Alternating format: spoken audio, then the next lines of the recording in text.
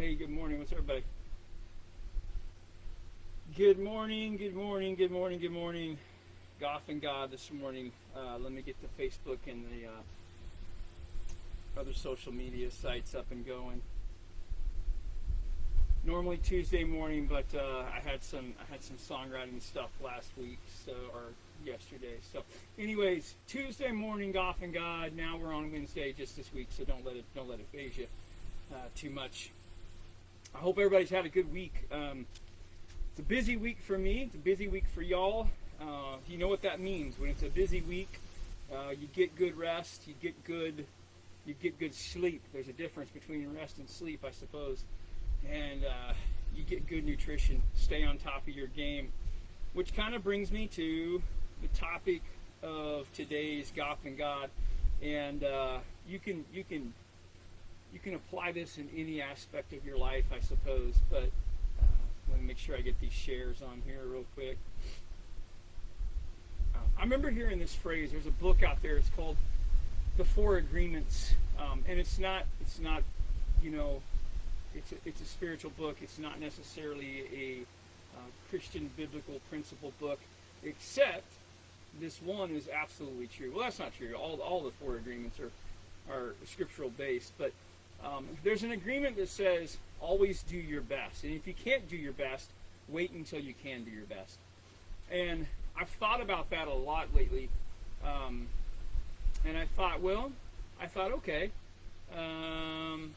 let's take this from every aspect, whether you're in charge of a business or not. So whether you're an employer or you're an employee, what happens when you don't give your best?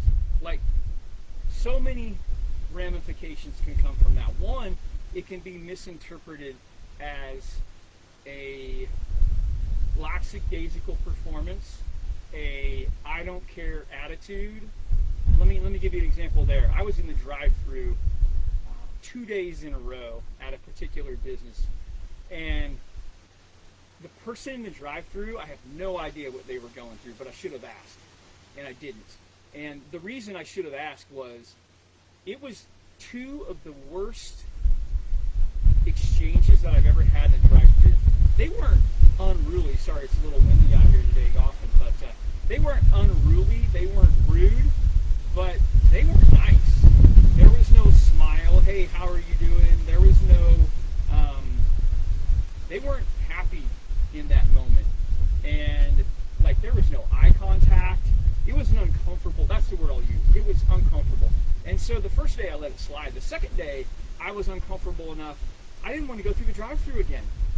Like, that's how uncomfortable it was. So I actually called the company and just said, hey, I'm not sure what's going on. Maybe they've got something going on in their life, whatever. But it felt personal to me. Like, it was the worst customer service. Again, they weren't rude. They didn't cuss at me. But it wasn't friendly, and it made me highly uncomfortable. And I don't know why I was particularly sensitive to that that day. But I could have, I could have asked if there was something going on. And I didn't. Let me give you another example. If you're working for somebody and you have, for whatever reason, let's just say you're sick, and you show up and you're sick and you give a half-assed performance, okay? You do your job, but you don't do it the way you normally do it, and you don't disclose to your employer that you're not feeling good.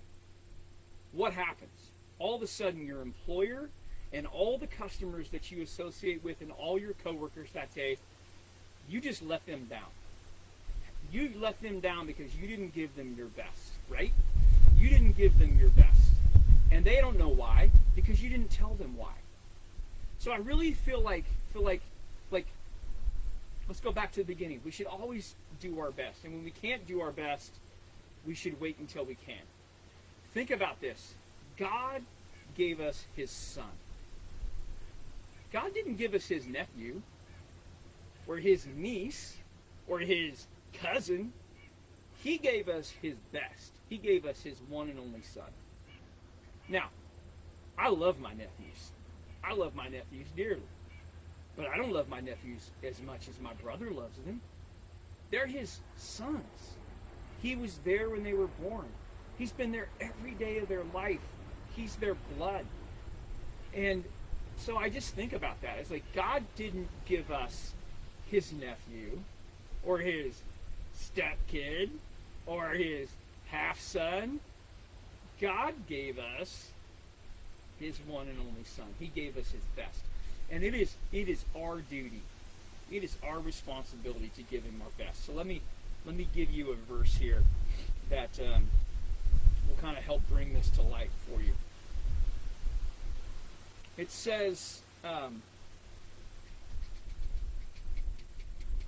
believe it's Colossians. Let me get to it real quick. My camera's a little slow. I just took a screenshot of this today. So, yeah, let's go here first. So Colossians 3:23 and 24. Whatever you do, work heartily with your whole heart as for the Lord. And so you think about that.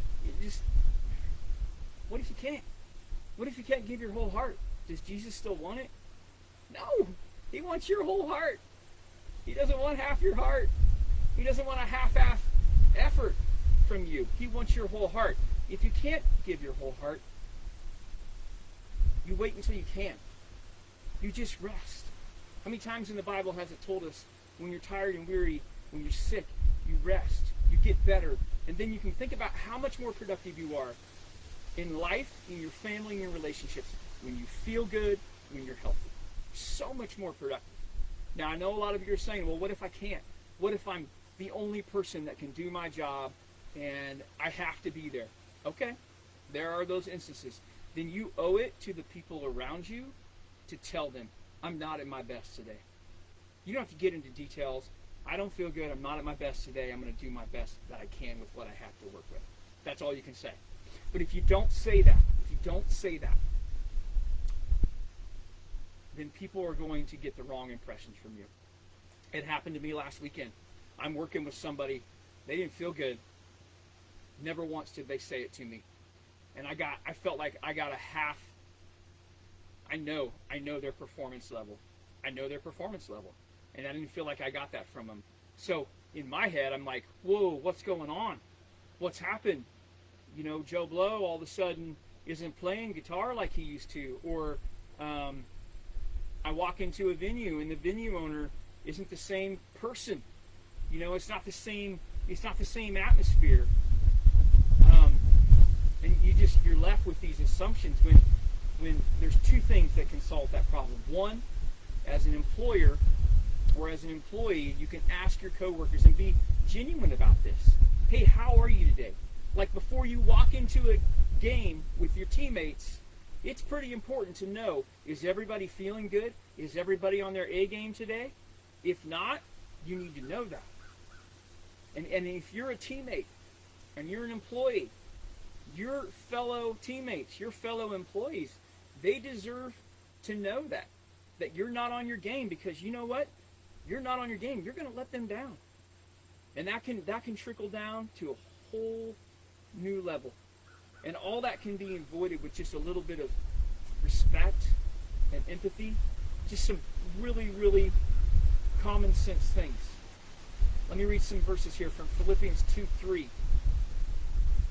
But in humility, count others more significantly than yourself. This verse right here will solve so many problems for people, not only in their workplace, but in our families, in our relationships. If we just consider others when you walk into that environment, how are you doing today? Are you at your best? Just asking someone. I should have asked the person in the drive-thru, hey, how's your day? But I didn't. I just assumed their day was as good as mine. And it wasn't. And when you're not at your best, it's your responsibility to let other people know. You don't have to give them your weary problems. Oh, my throat is sore, my head hurts. You can just simply say, and I have a friend that does this. She's really good at this. She's just like, I'm not my best today. She doesn't get into details, and now I get it. I get it. Why she says it like that. She didn't want to get into details, and that's okay. You don't have to. I'm just not at my best today. Simply put. It lets other people know that, hey, I'm not going to be performing at my best today. Maybe there's some other things that we can do. And that's your job as a leader and a teammate and a family member and a fellow employee.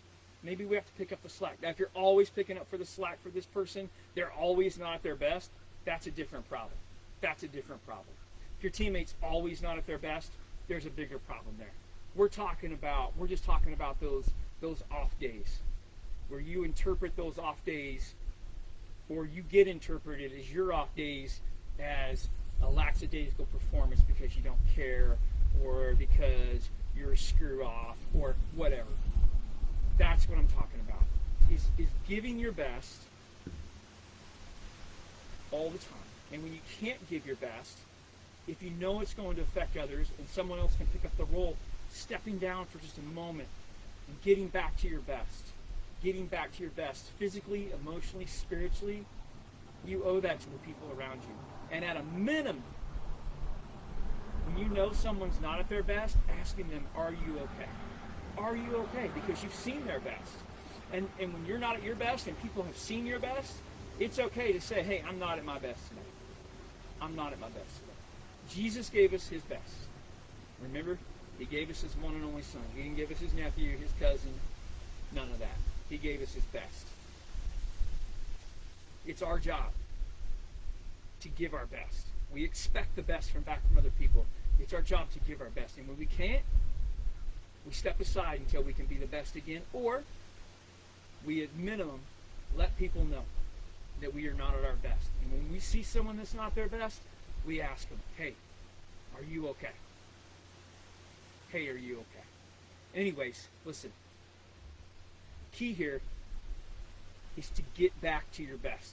So whatever's off in your life, whatever balance is out of whack in your life, figure it out. It's not rocket science. If it's your health, figure it out. Sleep, nutrition. Maybe there's something underlying going on.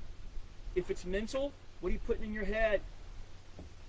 Who are you listening to? What are you listening to? How often are you listening to it? If it's spiritual, how often are you Bible? Have you prayed today? It's a lot of common sense, but you got to do it. And those reminders are what we all need, and I needed that multiple instances this week. So I thought my examples, my instances this week might be something that can help your week go a little bit better. So listen, thank you for being patient with me on a Wednesday morning Golf and God. It is a beautiful week. It's a little windy, but hey, just makes you a better golfer, right? Anyway, so you guys have a good week. Don't forget to hit the like and share button. The more people that hear a message like this, or the more people